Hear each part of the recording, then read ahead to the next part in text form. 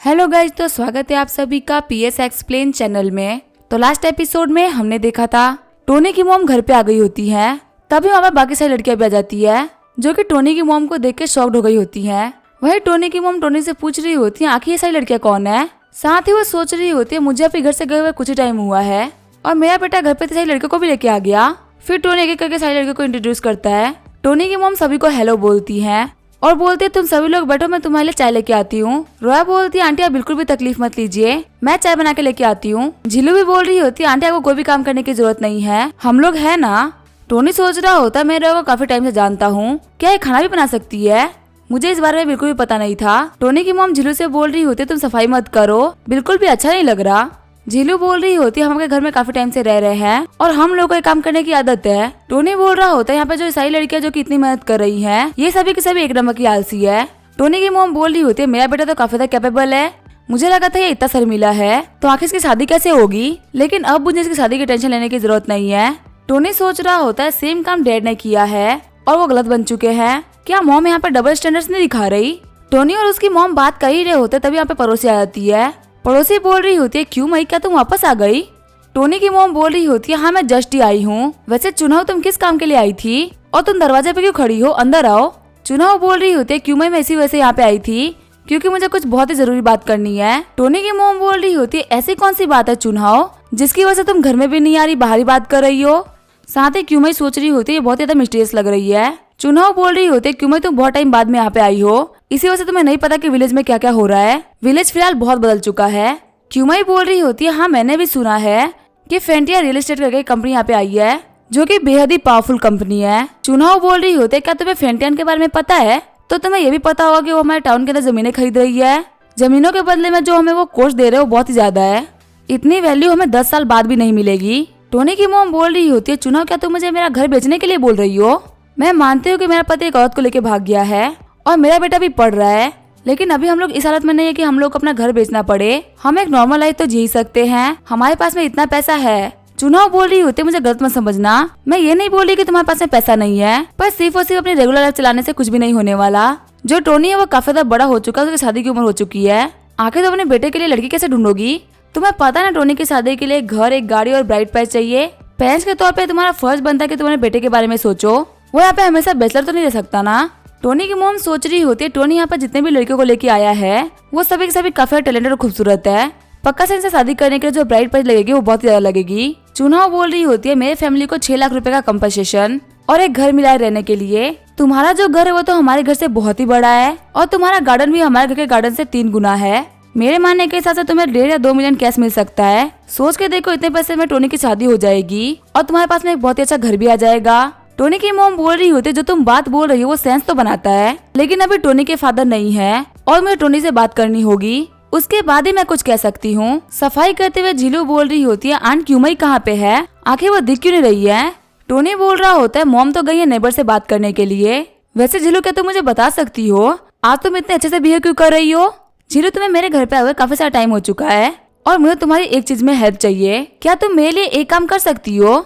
झिलू बोलती है मुझे कौन सा काम करना है? टोनी बोल रहा होता है मैं रूफ टॉप पे जा रहा हूँ, तुम मेरे पीछे आओ, तुम्हें पता चल जाएगा कि आखिर मैं क्या बोलना चाहता हूँ। झिलू सोच रही होती है टोनी के घर पे आने के बाद मुझे काफी ज्यादा मजा आया, सिटी की भीड़ भड़ाके वाली लाइफ से गाँव की लाइफ काफी ज्यादा शांत है। इन सब के चक्कर में मैं तो भूल ही गई कि मैं यहाँ पे किस काम से आई थी, मुझे यहाँ पे टोनी के कंपनी के साथ में कॉपरेशन करना था। चल के देखते टोनी मुझसे क्या काम करने के लिए कहेगा। जैसे ही झिलू छत पे आती है टोनी उसे अपना कार्ड दे देता है। कार्ड को देखते हुए झिलू बोल रही होती है तो सिटी बैंक का सुप्रीम ब्लैक कार्ड है जो कि ग्लोबली 50 लोगों के पास में भी नहीं है, यहाँ तक कि मिस कार्बन जो कि इतनी पावरफुल है उनके पास में भी ये कार्ड नहीं है। टोनी बोल रहा होता है इसके अंदर $50 बिलियन है और जो पासवर्ड है वो है तुम्हारा बर्थडे, मुझे उम्मीद है तुम्हें पसंद आएगा। झिलू बोल रही होती है तुम मुझे ऐसे ही पैसे दे रहे हो, क्या तुम्हें डर नहीं है कि मैं इसे अपने लिए यूज कर लूंगी या फिर इस पैसे को लेके मैं भाग जाऊंगी? टोनी बोल रहा होता है ये सब मैं इसी वजह से कर रहा हूँ क्योंकि मुझे तुम्हारे ऊपर ट्रस्ट है। जो झिलू होती है वो सोच रही होती है ये मेरे ऊपर ट्रस्ट करता है, इसका मतलब ये मुझे पसंद भी करता है, ये सोच सोच के वो काफी ब्लश कर रही होती है। टोनी बोल रहा होता है मेरे फिल्म सिटी के लैंड एक्विजिशन प्रोजेक्ट है वो मैं तुम्हारे ऊपर छोड़ता हूँ, तुम्हारे पास में पूरी अथॉरिटी है कि तुम इस पैसे को कैसे भी यूज कर सकती हो। झिलू बोल रही होती है ये एक बहुत ही बड़ा प्रोजेक्ट है, क्या तुम्हें लगता है कि मैं ये काम कर पाऊंगी? टोनी बोल रहा होता है मैं जितने भी लोगों को जानता हूँ उनमें सिर्फ तुम ही हो जो कि ये काम कर सकती हो। झीलू बोल रही होती है तुम्हारे पास में तो सिस्टर जुई भी है ना, जो कि अपने काम को करने में बहुत ही बेहतरीन है, तुम उनसे हेल्प क्यों नहीं ले लेते। टोनी बोल रहा होता है मैंने ये बात किसी को भी नहीं बता रखी, लेकिन मैं तुम्हें बता देता हूँ, जो जुई लिनसुआन है वो एक स्पाई है जिसको किसी कंपनी ने भेजा है। मुझे कंपनी के बारे में तो नहीं पता, पर मुझे ये कंफर्म है कि वो एक स्पाई है। ये सुनकर झीलू एकदम शॉक्ड हो गई होती है। झीलू बोल रही होती है क्या सिस्टर जुई एक स्पाई है। टोनी बोल रहा होता तुम्हें तो पता ही होगा ना, जो मेरी फिल्म सिटी है उसके बारे में न्यूज बाहर लीक हो गई थी। ये सिर्फ कुछ ही लोगों को पता था कि जो फिल्म सिटी है वो तियानमेन सिटी के अंदर बनेगी, लेकिन न्यूज लीक होने की वजह से बहुत सारे लोगों ने यहाँ पे जमीनें खरीदना स्टार्ट कर दिया। लोगों की जमीनें खरीदने की वजह से जमीनों की रेट आसमान छूने लगी।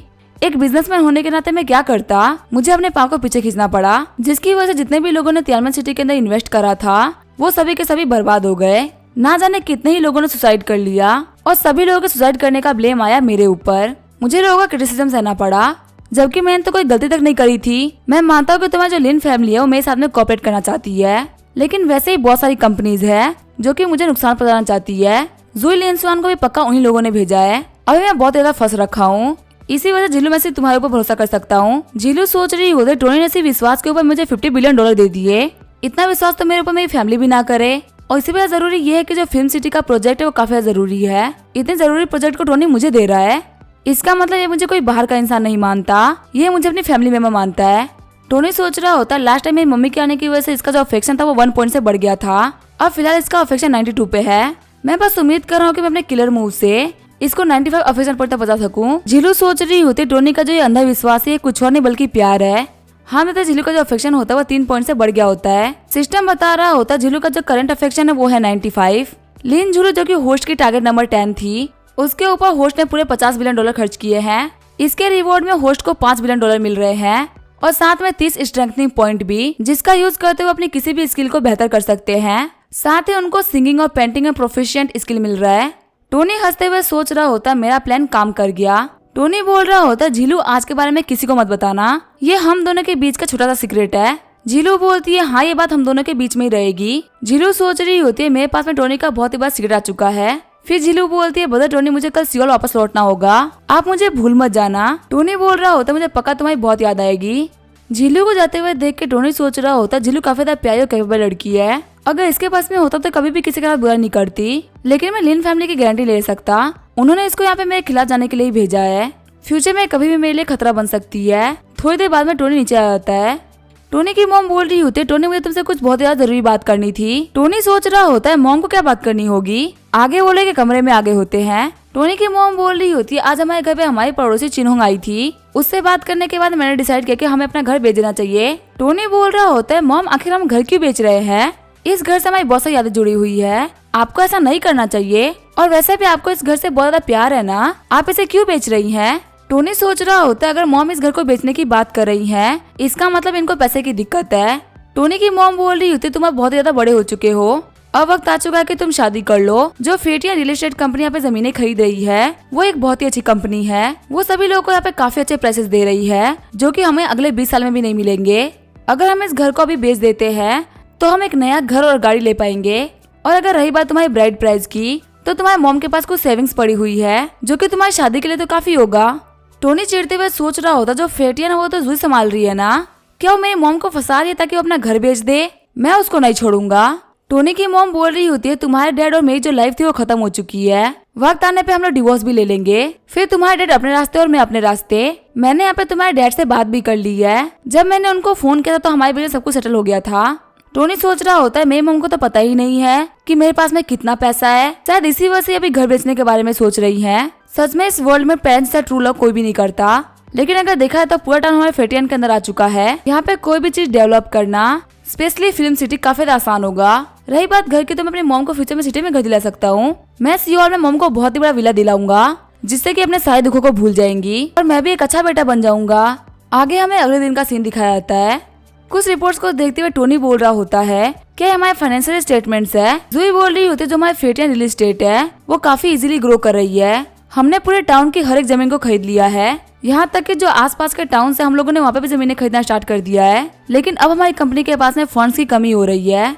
लोगों को पता चला कि हमारी कंपनी बहुत जल्दी जल्दी जमीनें खरीद रही है, इसी वजह से लोगों ने भी जमीनें खरीदना स्टार्ट कर दिया है। अगर हमारे पास में इस टाइम पैसे की कमी हो गई तो शायद से हम जो करना चाहते हैं उसके अंदर फेल हो जाएंगे, पर हमें अभी एक बहुत ही बड़ा अमाउंट चाहिए। मिस्टर स्टार्क की सारी मेरी ही गलती है, मैंने बिना सोचे समझे बहुत सारा पैसा खर्च कर दिया और अब हमारा जो काम है वो बीच में ही रुक चुका है। मुझे समझ में नहीं आ रहा कि आखिर मैं क्या करूँ, प्लीज मुझे माफ कर दीजिए।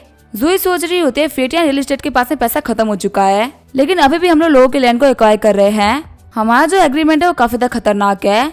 अगर आप वक्त पे सभी लोगों को पैसा नहीं दे पाए तो आपको 10 गुना कंपनसेशन देना पड़ेगा और टोनी स्टार्क के पास में इतना पैसा तो नहीं हो सकता। मुझे भी देखना है मिस्टर स्टार्क, अब तुम क्या कर लोगे।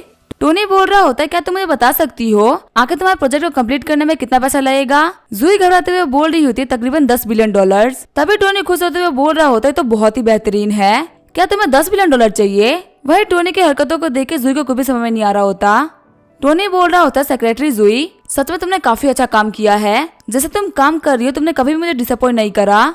तुमने 5 बिलियन को तो बहुत जल्दी खर्च कर ही दिया और तुम मुझसे अब 10 बिलियन और मांग रही हो, सच में ये कमाल का है। जूही बोल रही होती है बॉस मुझे आपकी बातें समझ में नहीं आ रही, क्या आप मुझे अप्रिशिएट कर रहे हैं या मुझे डांट रहे हैं। टोनी बोल रहा होता है अच्छे काम के लिए किसी को डांटा नहीं जाता। एक ही हफ्ते में $15 बिलियन खर्च करने की एबिलिटी हर किसी के पास में नहीं होती। तुम अपने आप को एक प्रोडिजी मानो कि तुम ये कर पा रही हो।